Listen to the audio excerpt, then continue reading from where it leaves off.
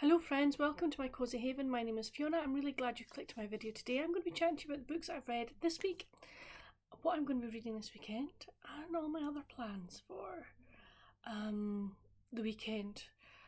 So I hope that you're going to enjoy this one. I hope that wherever you are the weather is a lot better. I know that a lot of people have had really bad snow, really bad flooding and everything. Oh, I just hope that you're all safe, warm and cozy, and there's been no damage done to your properties or to you or anything like that. So I just hope that everybody is safe. Where I live here in Scotland, we're really lucky. We miss the majority of stuff. Yeah, we'll have the odd flake of snow and we will get rain, but we live at a slope, so all the rain goes down, and we're high enough up that we don't get flooded or anything like that. So I'm very, very grateful for where I live. Today it is dull and cloudy, but there's still a wee bit of brightness to it, which is nice. So yes, that's kind of the weather report for today. Reading wise, I'm going to go back to one of the books that I meant to talk to you about and I forgot. Yeah, I know. How bad of me to forget. It was one of my viewers, Amy, reminded me, and she went, "Fiona, you haven't talked about."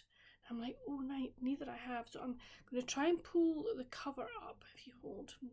Just chat amongst yourselves for the moment. So I'm going to talk to you about Alaskan Hearts by Terry Wilson. This was my pick for the Reads Category Romance January Book Club.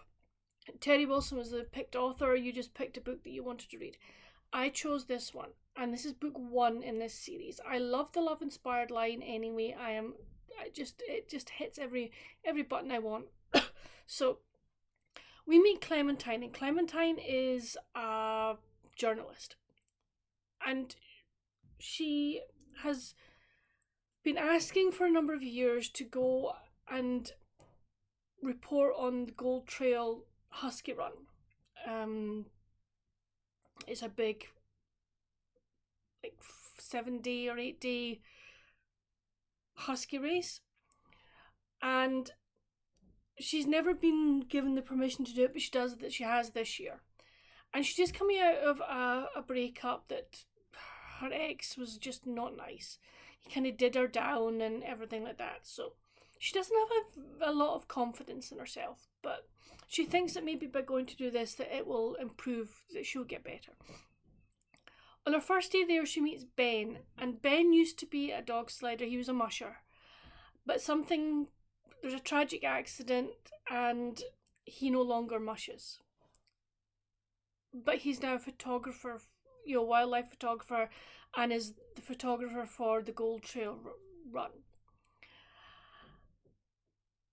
Clemmy decides she wants to be like one of the dog handlers for the beginning of the race, and sets about her training, and she keeps meeting into Ben and his dog Kodiak, and it's basically how she learns to live in Alaska for a week and a bit, realizes that there's more to Alaska than she maybe thought. Ben,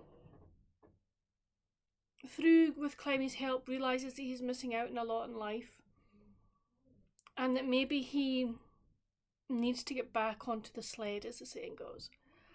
I loved this. I give this 4.5 out of 5. Great characters, great setting, loved the dogs, loved the whole thing about the dog sleds, and just so good. And just the descriptions as well of Alaska and what it was like. And Clemmy had never built a snowman, so she goes and builds a snowman, and she's got a little Chihuahua who's got pink boots, and it was just an absolutely delightful read. One that I would highly recommend. And as I say, I'm definitely going to be reading the rest of this series because I just thoroughly enjoyed it. My next book was The Cherry Tree Cafe by Heidi Swain. Give this one 4 out of 5. This is the very beginning of the Winthrop series. I think it's called, is it Winthrop? Hold. Again, talk amongst yourselves, please. If it gives me any information. No, it doesn't. Okay. Anyway, this is the very first one. And in this we meet Lizzie and her best friend Gemma. Now Lizzie is living in London. Gemma is living in Winthrop. And I think it's Winthrop. Is it Winbridge? Hold on, just a wee sec. I'm calling it Winthrop. I think it'll be Winthorpe. Anyway, doesn't matter. Gemma still is living in the town where they both grew up. Lizzie is living with his man, and he kind of swept her off her feet. It's her birthday. He sent her off to a spa for the day, and then he's taking her out for dinner. She's expecting something.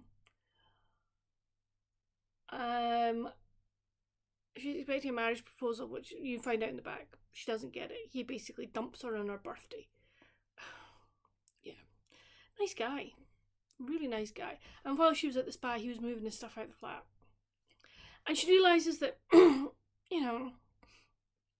is London really the place she wants to be? And they work in the same office, and various things are happening job-wise.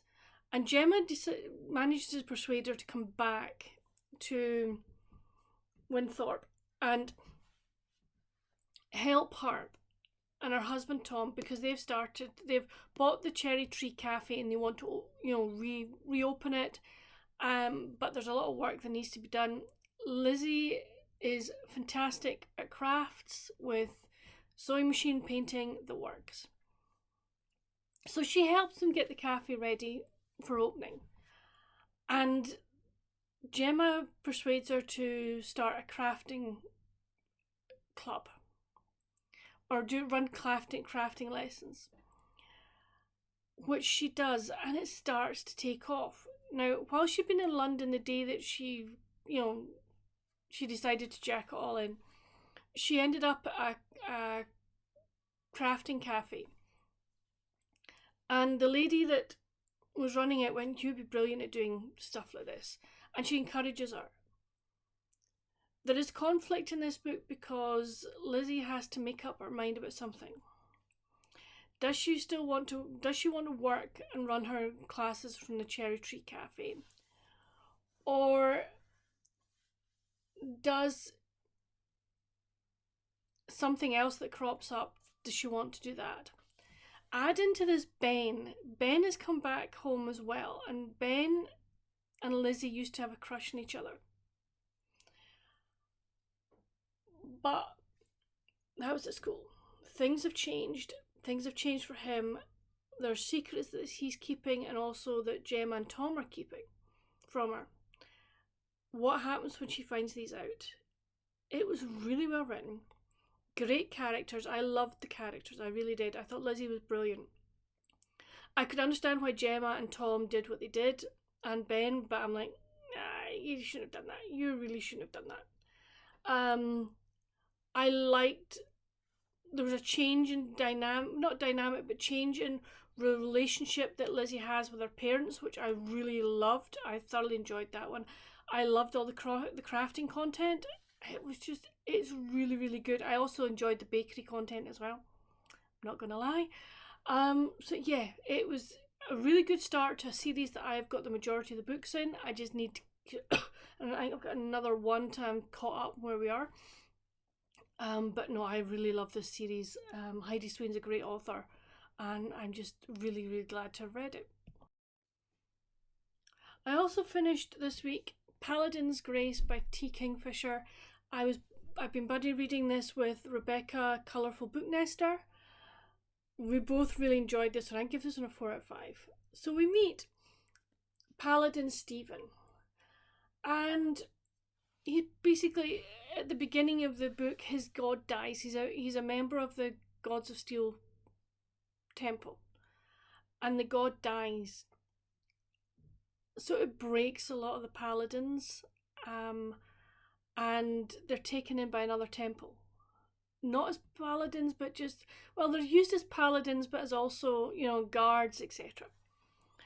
And one night, while Stephen is out with he's been out with a healer.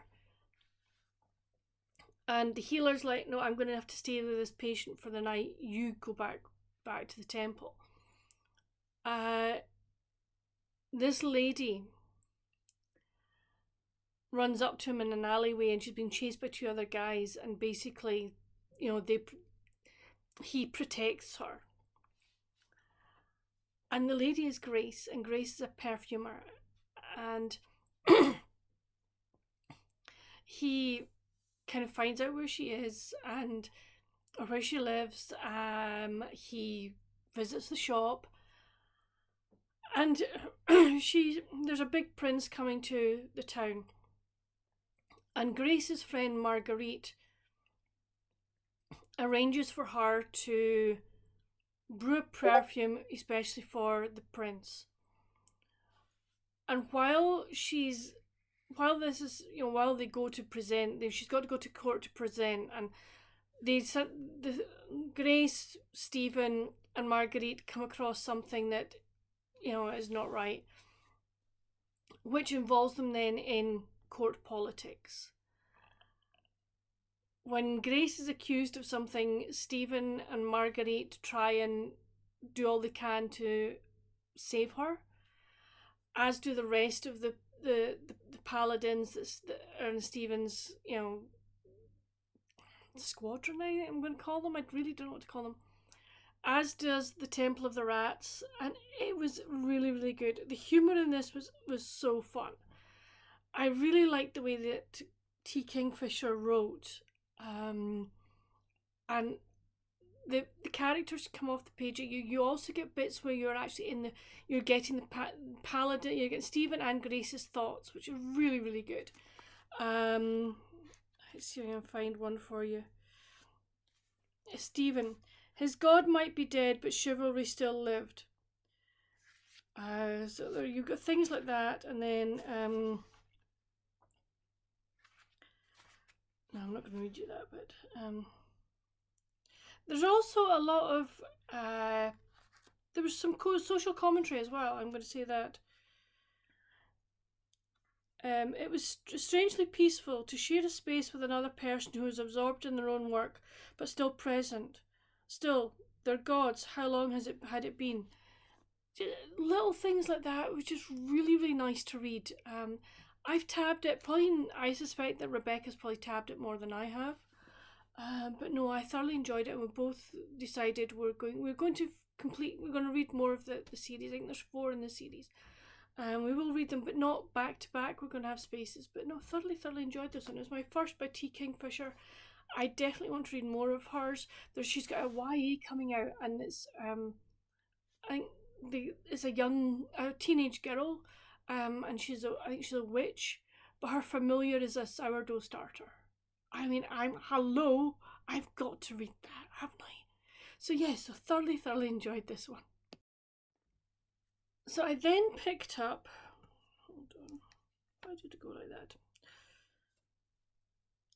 Dangerously Falling by Sophie Tuvey. I am on the ARC team for this series. This is Valentine Falls trilogy. And this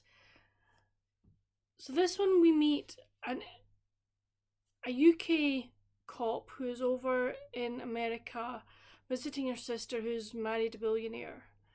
And we also have the billionaire plus another gentleman who are working for the FBI undercover, trying to stop a child trafficking ring. I'm not going to say much more than this. I think it's going to be pretty. I'm 20 chapters in. There's something. I think I'm halfway through. I think there's going to be more hard hitting stuff. We're not getting it hard hitting at the moment, but I suspect in the second half there may well be. I'm thankful at the moment that we haven't got to that. I think it will be quite hard to read, because it's just awful. And the way that the people are trying to do it is just like, no, don't like this at all. But I want to know what happens. I'm also keep reading my daily To the Women by Donna Ashworth. I'm really, really enjoying this one. I just like the poems and the just little snippets. It's a lovely thing to read first thing in the morning, and yeah, it's good. And then the other book I am reading is Finding Home in Heartfell by Suzanne Snow. I'm in chapter 10. I'm enjoying it. There's already questions, and I'm like, oh, I want the answers. Definitely want the answers. So this is set in Yorkshire, which I love. I love the Yorkshire Dales. There's a vet's practice. There's a house that needs to be maybe brought up to code, or into modern day, and I'm thoroughly enjoying it. So yeah, between this one and Dangerously Falling, those are my weekend reads, and I'm hoping to get them finished because I would love to get them done before the end of the month. If I don't, I'm not going to go, oh, I've got to get them done by the end of the month so I can start the next month, with a clean slate. I'm not going to worry about that at all. I'm just thoroughly enjoying my reading, and I'm enjoying just taking my time with them, which is really nice. Although I was filling something in Storygraph today, and it tells me that my average this month for books is 4 days to read a book. So I'm like, yeah, fine, no worries. That's okay. We'll take it. I am in no rush to read, and that's good. So what am I going to be doing this weekend? We've got rugby. So good. The last week of this block of the URC, the United Rugby Championships, before the Six Nations starts next weekend, which will be good. Do grocery shop, probably got laundry to do. I've got a cross stitch on the go, so I'd like to do more of that. I've got an idea for a project in my head for crochet, so I might pick that up. But I'm just gonna enjoy. I'll also enjoy playing my Hogwarts game.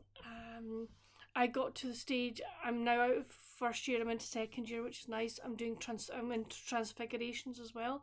I've also been given a greenhouse to look after, which is fun. I get to grow plants, which I'm really enjoying, and I've actually bonded with my niffler.